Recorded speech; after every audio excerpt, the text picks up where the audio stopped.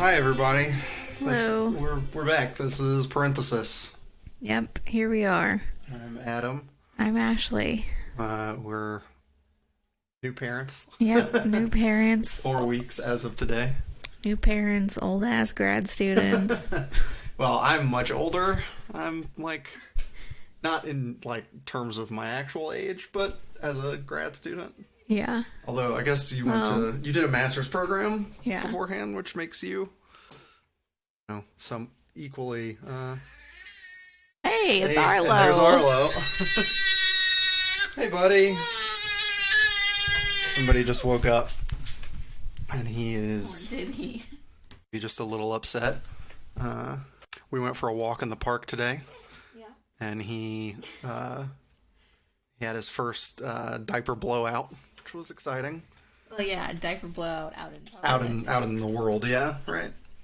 It was amazing how, it was 50 degrees today, and we took him to the car and, stripped him down in the back of the car, and he was totally chill. Yeah.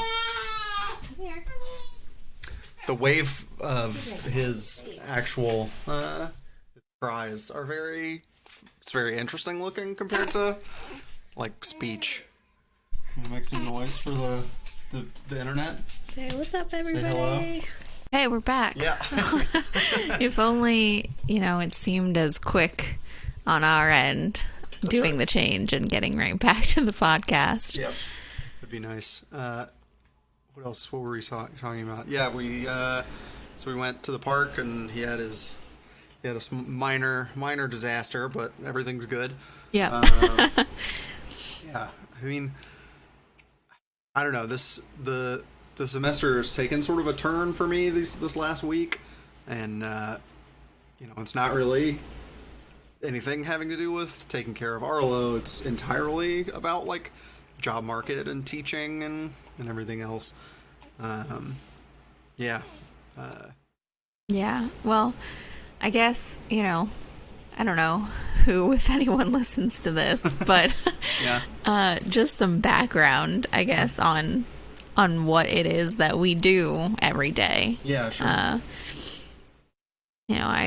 Other grad students will understand this, and professors will, but I guess for our families or whoever else is listening that might not be as familiar with what it is that a grad student does.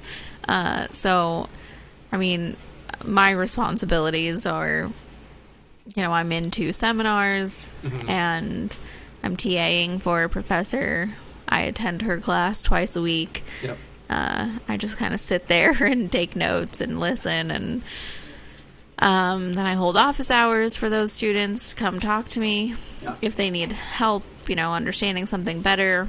And unless there's an exam, they don't come. Right. So I sit there by myself for 2 hours. Yep. And as far as my seminars, it's there's reading to do every week. Sometimes there are presentations. And yeah, I mean, I guess I have some other teaching responsibilities that I take care of, that are pretty easy for me to handle. But basically, my situation is not as bad as yours, so you should say all the things that you are sort of managing. Yeah, I mean, so Ashley, you're right, you're prelim, right? And so you're still doing coursework, which I think pretty much any program, I think this is a universal thing for grads, that pretty much every PhD program divides up into the coursework phase and the ABD phase, right? And I'm in the second, the ABD phase, but I'm also a TA, sort of. I'm the primary instructor for an online course of about 150 students, and I manage right now 4 TAs for that course. In the past, it's been as many as 6 TAs back when enrollment was over 200. They had enrollment that high. But it's a fully online course, and I inherited it from a previous instructor. And so I haven't, who was paid to design the course. And so I'm kind of trying to stem the flow of blood, essentially, all semester long, because the course, is using a learning management system that is complicated, and the course design is very complicated, and, there are lots of things about the course that, break easily, and then students panic because in a face-to-face course, it's easy to, feel like, oh, I'm worried, I'm not understanding this, I know I'm going to see my professor on Monday, and I can talk to them then. But in an online course, you just get a panicked email at the moment. There's no time between something breaking down and the email getting sent out, or the student trying to solve it. And usually those are late at night, things like this. So yeah, it's mainly just it's not teaching at all. It's management of an online course. And I don't know. The analogy, it feels old to me now, but because I've said it to lots of people.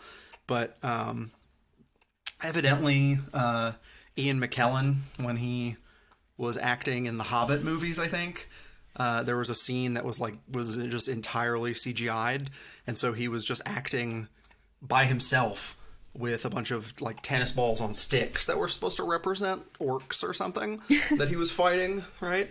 And the way the story goes is that he broke down and cried and said, this isn't why I became an actor. Found it really difficult because it was, alienating, and you're alone, and yet you're not alone. You're supposed to pretend as though there are people there.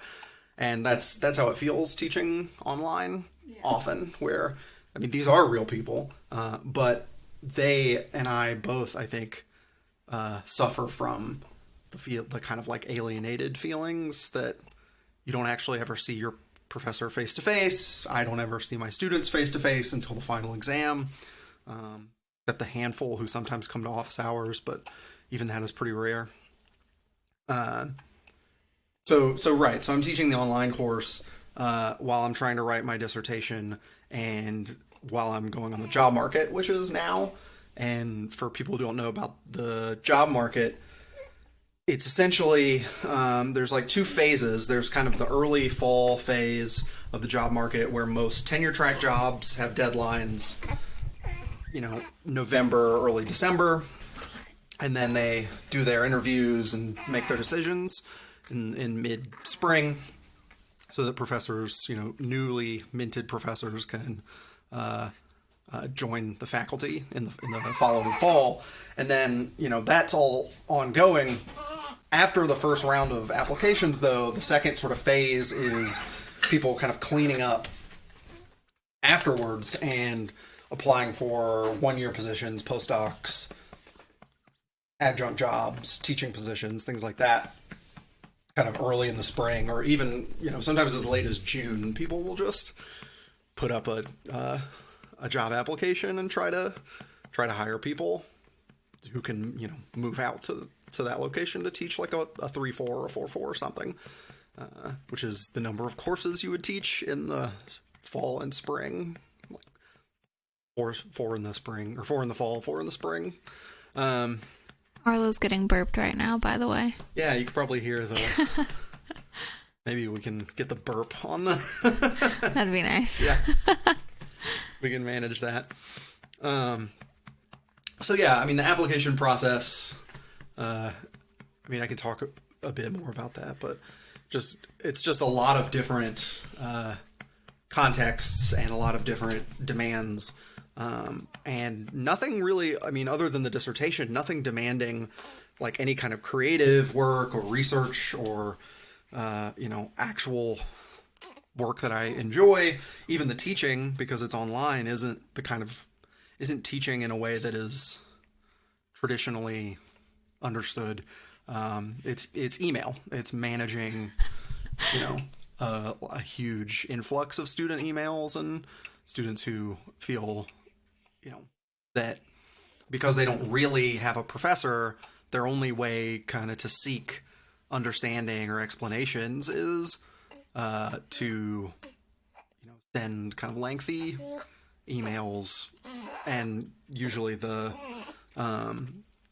way that tends to go is less kind of I don't know. People tend to be less generous when they are sort of anonymous over the internet rather than... Yeah, I mean, this is just like the clearest example, I think, of students being customers and raging online when they're upset about something. And sometimes that raging happens directly to you in your email, or it happens elsewhere. Yep. Yeah, and if I had built this course, I think I would feel more personally responsible, and if I was being paid to manage like the actual course and like do the course design, but I mean, that's I not think part of this at all, right? Well, it's worth mentioning too. You probably have more information on this, but I'm not even sure whether the previous professor who created this and did this had any online teaching experience, or if it was, enough sort of experience to like really be able to sort of foresee all of the problems, or at least a lot of the problems that you could run into. Right. Not that I know of. Yeah. I mean, if they did have previous experience, it didn't show, because I think, you and I have done online certification in the past so that we can teach philosophy classes online. Right. And even though I thought that the certification process was completely... it had a lot of flaws. It made a lot of assumptions about what good teaching was like, and in particular for like a humanities discipline, something like philosophy. It was weird. But I do have to say that the one thing that it made a bunch of bad assumptions about, teaching itself and what teaching philosophy online would end up looking like. Right. But it did, prepare us to build courses and to sort of foresee what sort of technical issues students could have and accessibility issues and, knowing how to set things up so that people can actually find things. Yeah. And the accessibility and the like overcomplicating the structure of the course were two big things that got emphasized in that training that this course suffers from. Yeah. And so if there was previous experience there, it doesn't show precisely because of this. Not like, I'm not trying to be extra jerky. Like, I thought that, that professor in general was, a good one, seemed to care about, teaching and research and whatever. I just mean, so many students have complained to you about stuff that doesn't have to be an issue. Yeah. Stuff that's baked into the way that the course is designed. Exactly. It's not content stuff. Like, kids aren't, coming to you being like, I'm so confused about logic. Like, I don't think I'm ever going to get this. Like, this is too hard. It's not, that's not coming or happening often. Right. It's like, I made a post and you deleted it, but they just can't find it. Right. Stuff like this. Yeah. And it's difficulty kind of navigating the group structure and the discussion boards. Yeah. And, finding content and things that are solvable, but that do require like a level of they would require me to be working on this course pretty much full time. Yeah, so this was what I was going to add also for people that don't know. You don't get paid to design courses. Like, you don't... I don't. Well, yeah, you Some don't. People do. Yeah. Yeah. You didn't get paid to set this course up. Yeah. As grad students, we don't get paid to plan our discussion sections. I don't get paid for exactly how long it takes me to grade things. Like, I'm not, clocking in and getting paid for some work that I do. Yeah. We get paid once a month, and it just is like, this is your contract. Like, this is what you're signing up for, and this is the dollars, like the dollar amount that we're gonna give you for doing, some work. Our contract This semester we get paid 17,000, I think roughly $17,800 for the year, for the 2019-2020 school year. So this fall and spring. So and that's, for those that don't know, that means 9 out of 12 months. Yes, that's right. You don't get paid 12 out of 12 months. That's right. Yeah. So that's divided from first paycheck is in mid-September, which creates its own set of challenges when you've been teaching for almost a month before getting paid. And then last paycheck is 15th of May. Yeah. So, yeah, I mean, it's sort of like, I mean, the overwork thing is, I think, misunderstood because the expectation is you spend an average of 20 hours a week on your teaching. But the presumed kind of flexibility there that's baked in is like, well, there will be weeks where you spend like 5 hours the entire week, and then there's going to be other weeks that require 40 hours of you. And so, like, you know, when it shakes out over those 9 months, it should be an average of 20 hours a week. That often isn't the case, and I think it's especially not the case when you have courses, when you're teaching an 8-week course, which this one is. It's just also unclear whether, I don't know, that kind of work schedule makes any sense, given that when you're doing coursework, for instance, the times when you're grading obligations and your, office hours obligations are the worst, are also when your work is due, right? It's the end of the semester. Yeah. And so the idea that like, oh, well, because you don't spend as many hours in the first 2 weeks of the semester doing work, you can make up for it later. Yeah.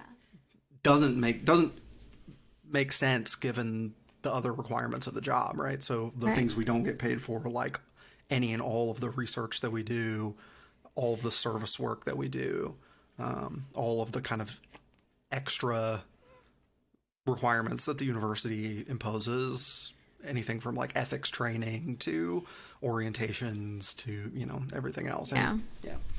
So that's all sort of a long way of saying that Adam has a lot to do and a lot going on. Got a lot on my plate at the moment, and it's also, there's so much that is in the way of the parts of the work that I care about and that I think are valuable, that it's becoming less clear to me whether the terrible parts of the job are worth doing in order to get to the good parts of the job. Yeah.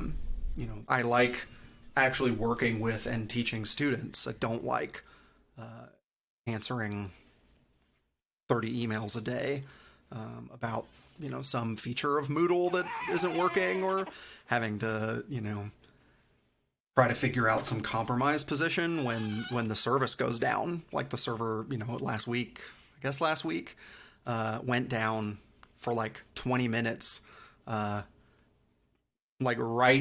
over midnight, basically right when things were due for students, which created panic for so many of them because they were down to the wire, and then the service, that just goes completely out and sends them like a 405 error or something. So, so just that sort of stuff, that aspect of the job that isn't valuable to me, keeps me from being able to do the stuff that I care about.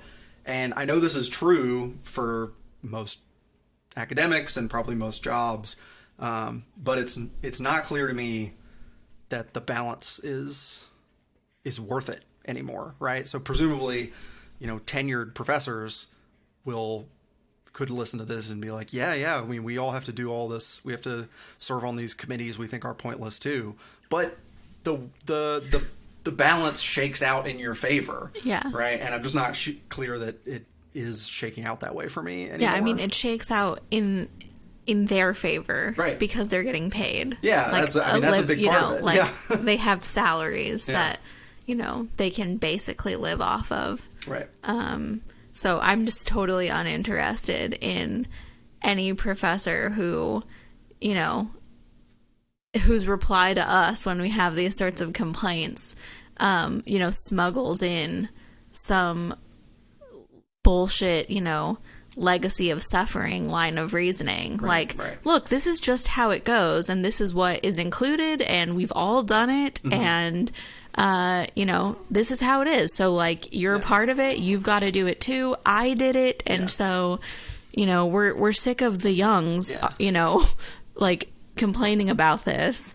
I think the objection too is that it continues to be that way for them. They continue to feel like, oh, I'm being imposed on and having to do all these extra things that aren't the valuable parts of the job for me either. And for a lot of them, all of their teaching responsibility is consistent with that. Certainly, like, the service and the mentorship aspects of it are part of that for even more of them. So I think it's not even that like they had to suffer when they were grad students. They want to say, well, yeah, that's just part of the job for us all.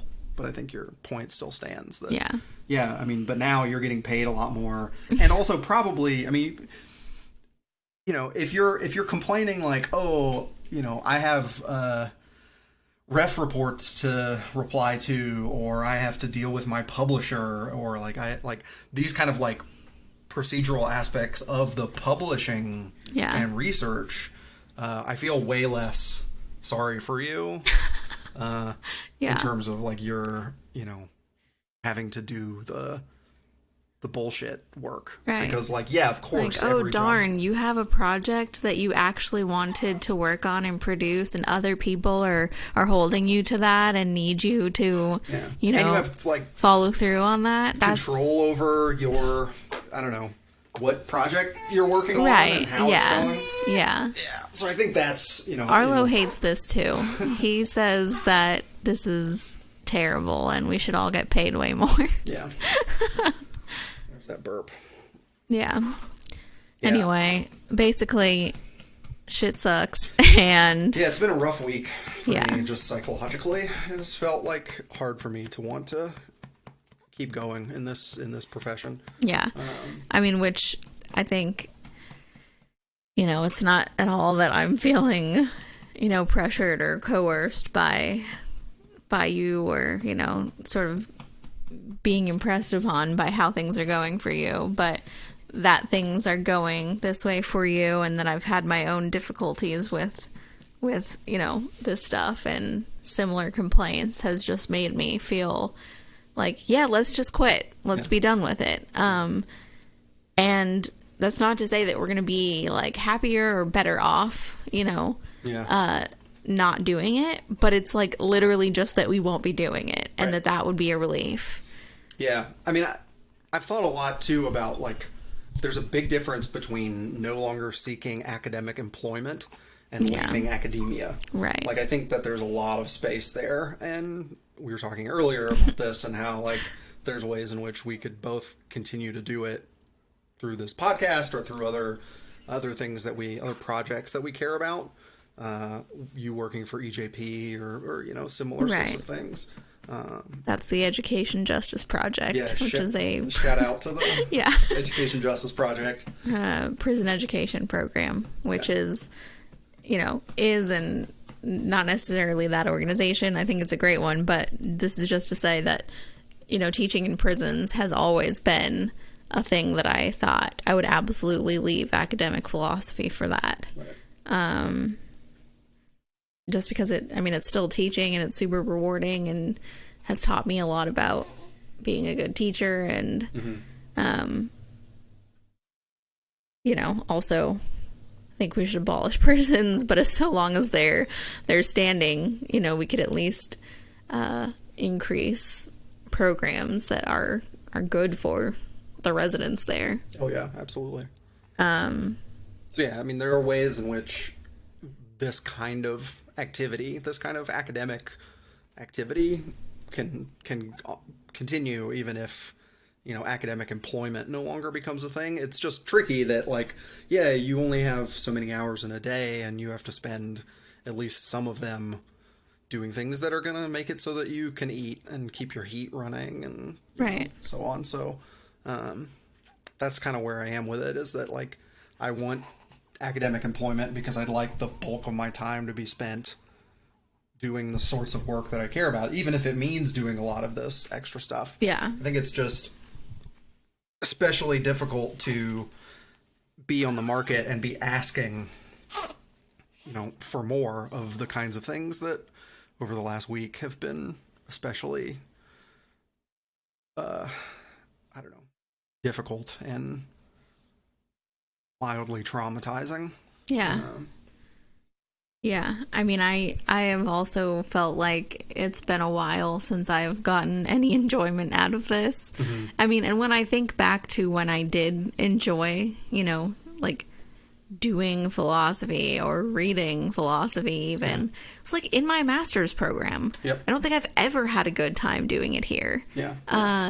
And part of that is because of how my life was going, obviously personal life stuff can really affect how much enjoyment you can get out of things that have otherwise been good for you. But I feel like, I guess in year one, I was proud to be in a PhD program and glad that I was in one because of, the whole application process. Yeah. Being like traumatic and seeing people who I thought, I thought they were definitely going to get into programs, not get into them. Yep. And so it ends up feeling like a huge relief to get into one. Yeah. When you definitely thought, I thought I was going to be one of the ones who didn't get into one. Yeah. I mean, I imagine there's a similar phenomenon with the job market, right? You see people getting jobs and see people not getting jobs, and see people taking postdocs in places that you would have thought this person could definitely have gotten, a permanent position somewhere. Right. I mean, I think in the beginning I was happy to be in a program, and I mean, part of what I've always looked forward to being a doctoral student is getting to the dissertation stage, like doing my own thing. Yep. Like I hate following rules. I hate feeling like, someone else is telling me what to do. Sure. Yeah. And I just constantly, first of all, I understand that there are program regulations and sort of, general course suggestions or requirements. I get that. Fine. Yeah. Just because I hate that that's there doesn't mean I'm not following it, right? Like, of course, I'm going to try to take the courses that fit into the distribution and all of that stuff. Mm-hmm. But I certainly didn't, it hasn't become any easier for me since the conditions that I'm under, have been for this academic year have limited my freedom to choose what I do even more. Yeah. So I haven't been able to just take any classes or do any studying that I want to.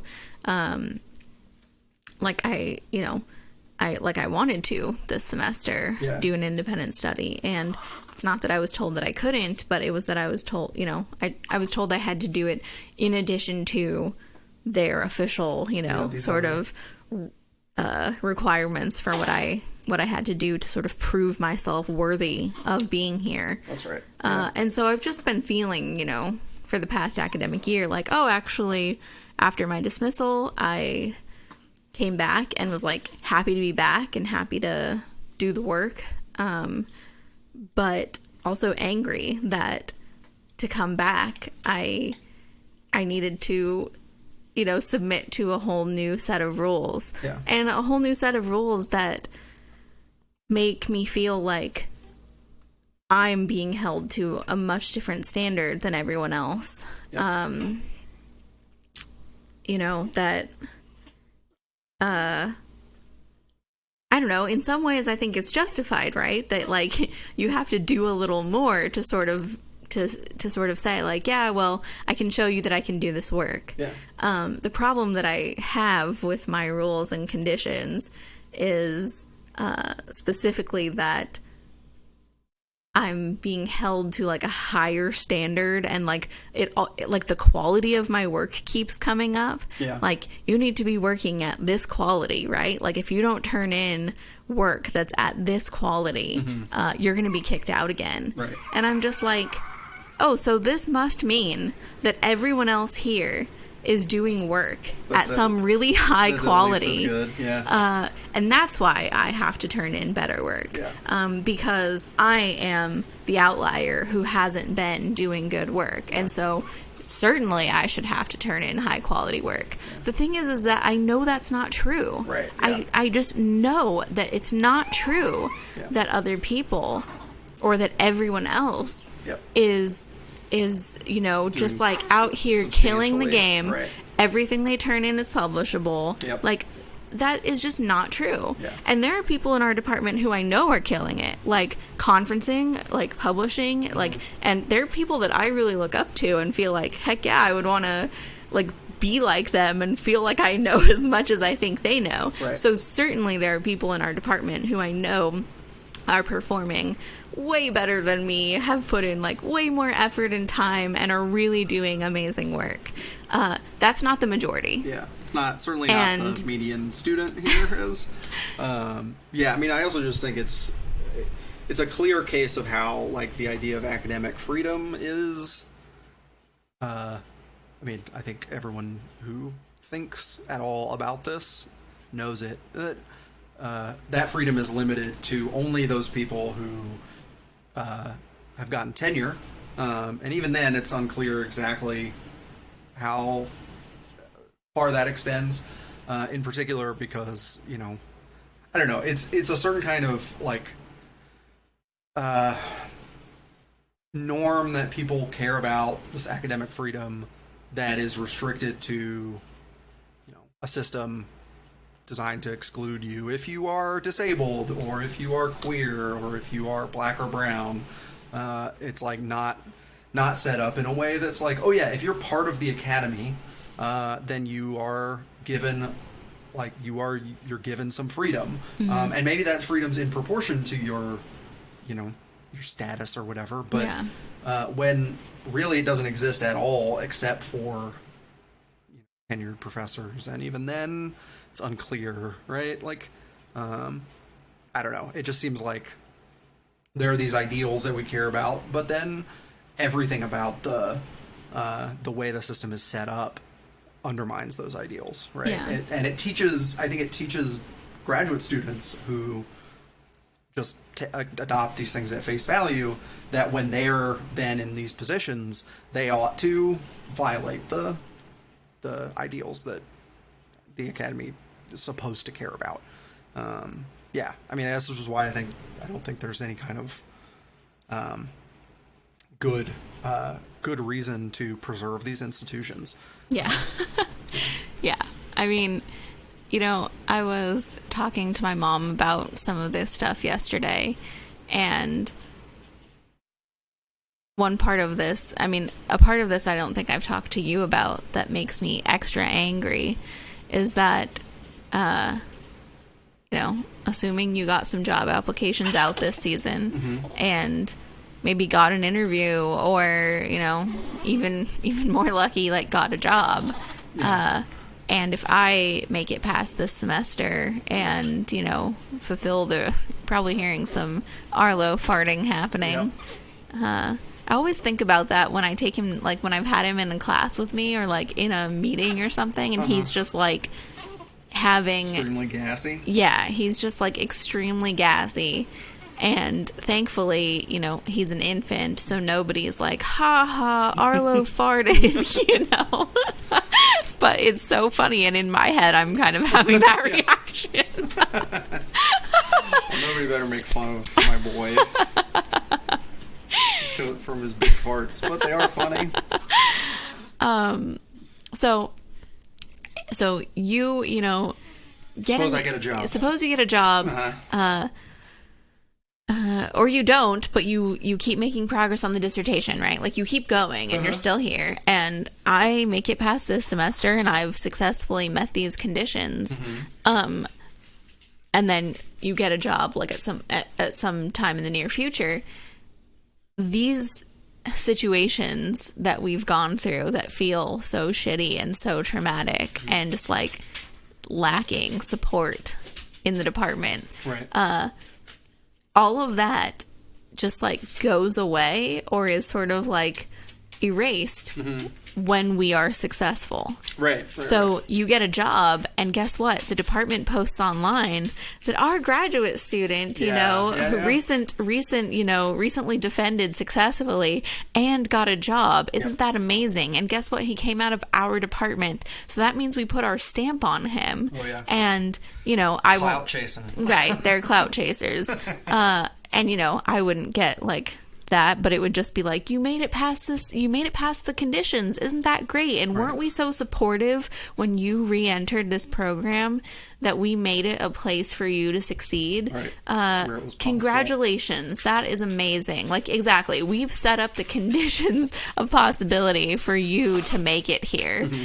And it's just this isn't your achievement. Right. You and I, anything that we do well, in the future or do well now is literally just because we have done it. The support is not there. I think, with the exception of having experiences with our advisors where, working with them has really helped us through some things. Mm-hmm. The rest of the department, the institution is it's a few people who have individually gone out of their way, but there's no institutional support in the way that you would want. Right. Certain mechanisms to kick in to help you. And, yeah. Rosie, please stop it. Thought we might get through this episode without a single dog bark because it seemed like it was, the midday nap hour. Rosie, stop it. So anyway, as you can tell, we're mad. It's been a tough week. I did want to say about, Arlo, since he's 4 weeks old now. He's almost a month. I wanted to talk about just how, Arlo's 4 weeks now, and he's been doing great. We've been reading. I've been reading to him. He's been listening.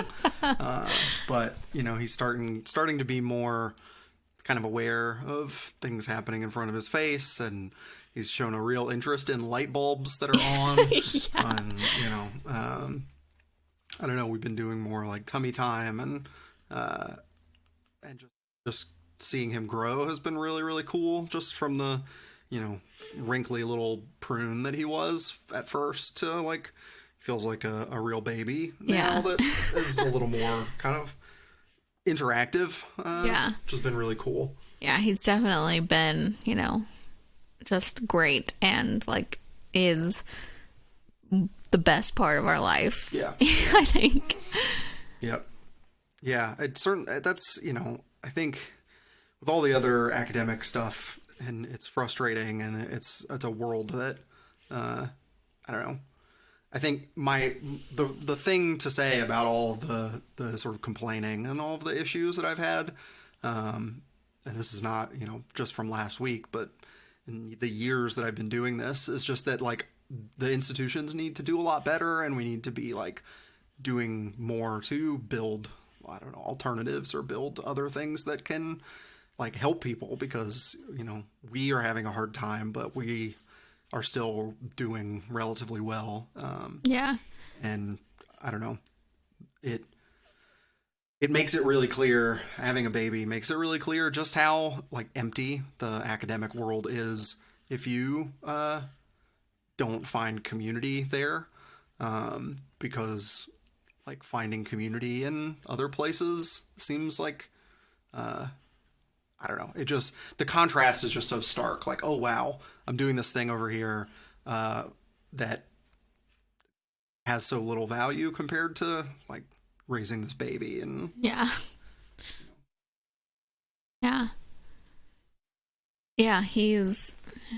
he's great, and I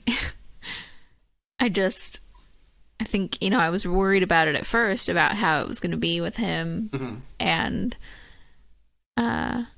it's just laughable now that people were saying things like, how are you going to do this? How is it going to be to, be a grad student and have a baby? And it's you should be worrying a lot more about how hard it is, like, to just be a grad student. Right. Because, like, I can handle, like, the parenting thing. Like, we are happy, you know, at home. Yeah. It's here that we are unhappy. Yeah. So, like, don't ask me how I'm going to do it. Like, figure out how you all can make it easier to do this. Right, yeah. Yeah, I mean, one way would be to make it easier to do both, you know, by actually having legitimate paid leave and things like that. But Right. But yeah, I mean, the flexibility of at least the scheduling is like a benefit. Yeah.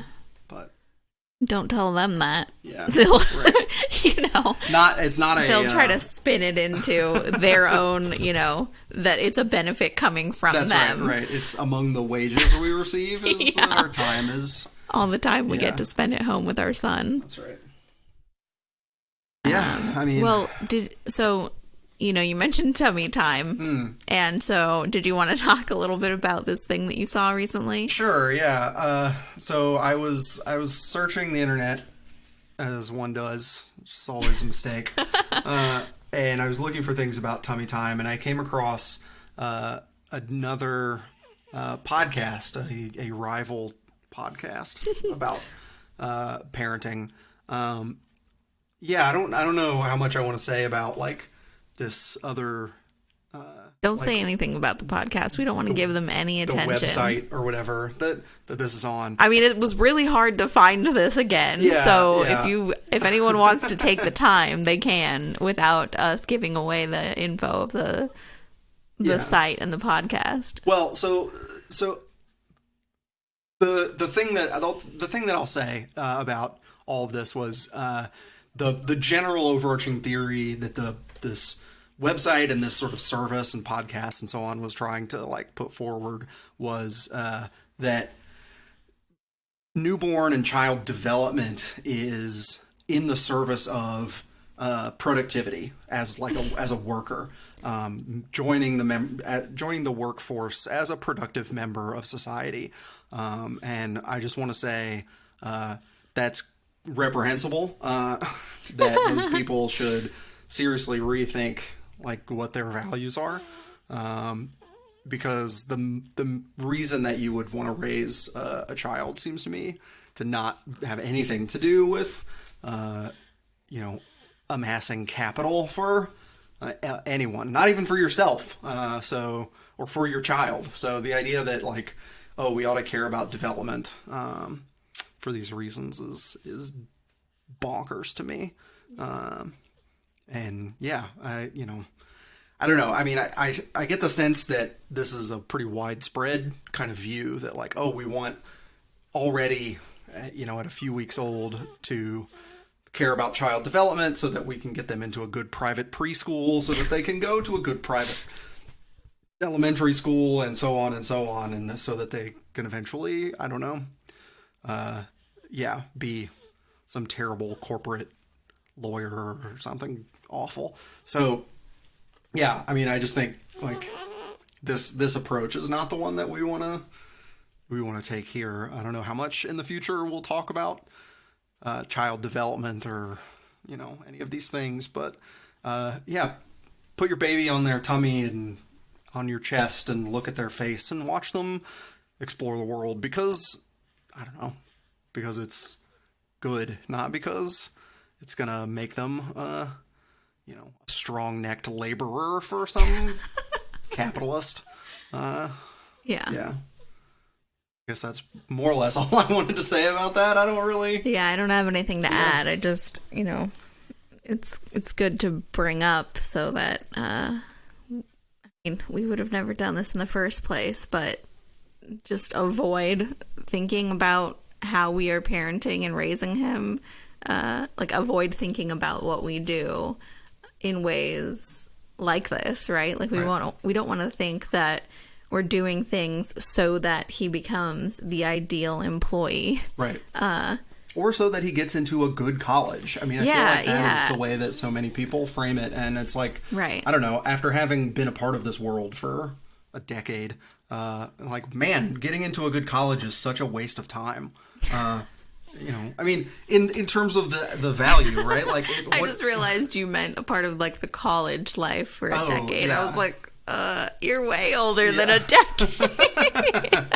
I don't know, I've only been conscious for maybe about that long. I'm a grad student. I'm smart. I haven't had a consistent identity for more than a decade. I don't know. I have no memories prior to being. Yeah. Oh, man. Yeah, I mean, I agree. I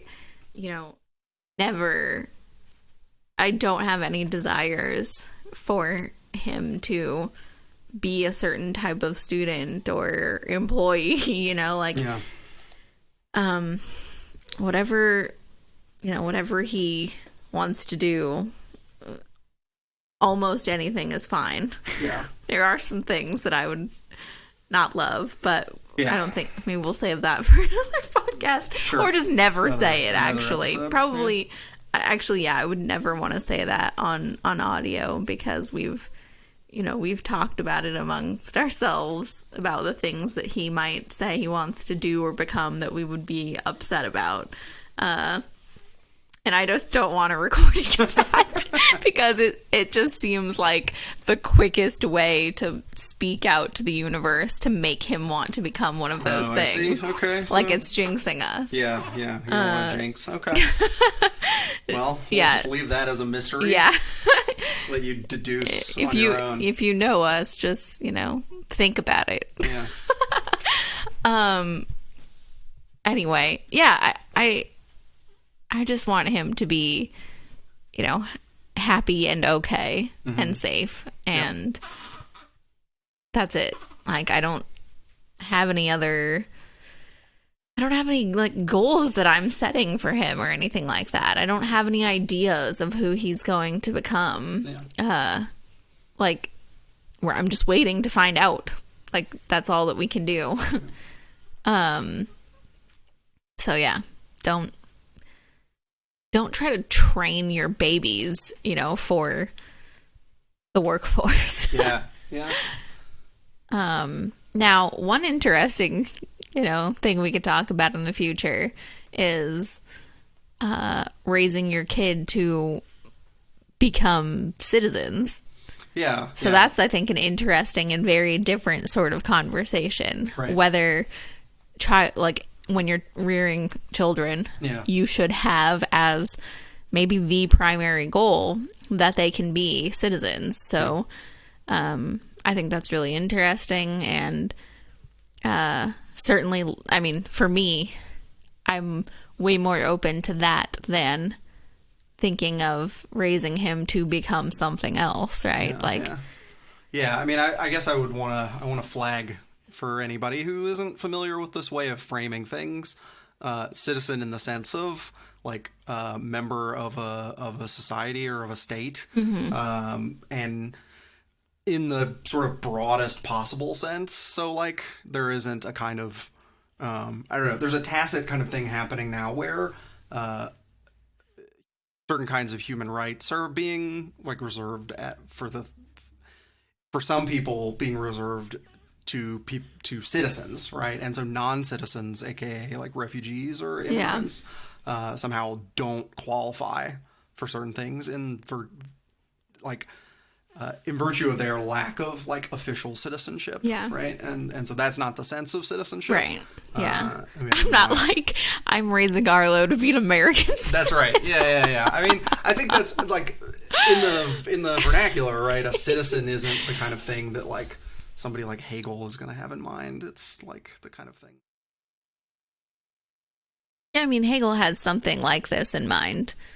Like the broad sense. Yeah, the broad sense. Yeah, I mean, like raising children such that they can be independent and easily separate from the family to go off and live their own life as an actor in a political community. Right, yeah. So, yeah, I mean, I guess, like, I wouldn't want to exclude, in the sense of, like, actor in a political community, like, any sense of political community, not just, like, I don't know, a democratic state. Right, yeah.